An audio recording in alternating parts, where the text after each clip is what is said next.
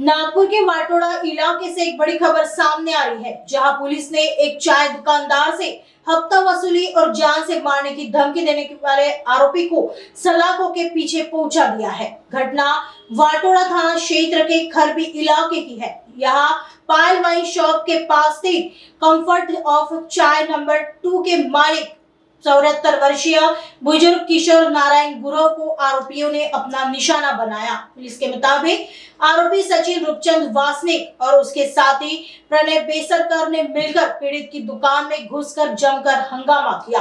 आरोपियों ने न केवल बुजुर्ग दुकानदार के साथ गाली गलौज की, बल्कि दुकान के काउंटर में तोड़फोड़ कर आर्थिक नुकसान भी पहुंचाया।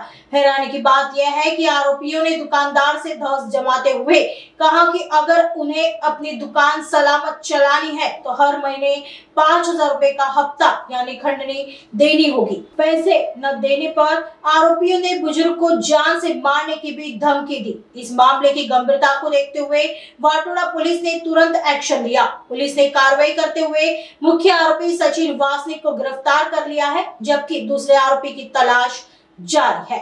सदर आरोपी याने फिर्यादी किशोर नारायण गुरव यांच्या दुकानावरती जाऊन लाठी त्याच्या काउंटरवरती मारून त्यास महिने 5,000 रुपये मला हप्ता पाहिजे, नाहीतर मी तुला जीवानीशी मारून आणि अशी म्हणून असली शिवीगाळ करून तो व त्याचा मित्र सोबत होते।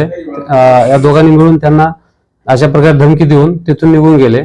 अशी माहिती पोलिसांनी त्यांनी रिपोर्ट दिल्याबरोबर माननीय डीसीपी साहेबांनी त्यांच्यामध्ये डीबी पथकाला तात्काळ रवाना करायला आदेश दिल्याने त्याप्रमाणे पोलीस साहेबांनी रवाना केले आणि आरोपी सचिन उर्फ भांजा रूपचंद वासनिक यास पकडून आणले। त्यांनी सदरचा गुन्हा कबूल केला आणि त्याचा काल रोजी PCR घेण्यात आला होता। त्याच्यातले अजून एक आरोपी फरार असून त्याचा शोध डीबी पथक घेत आहे।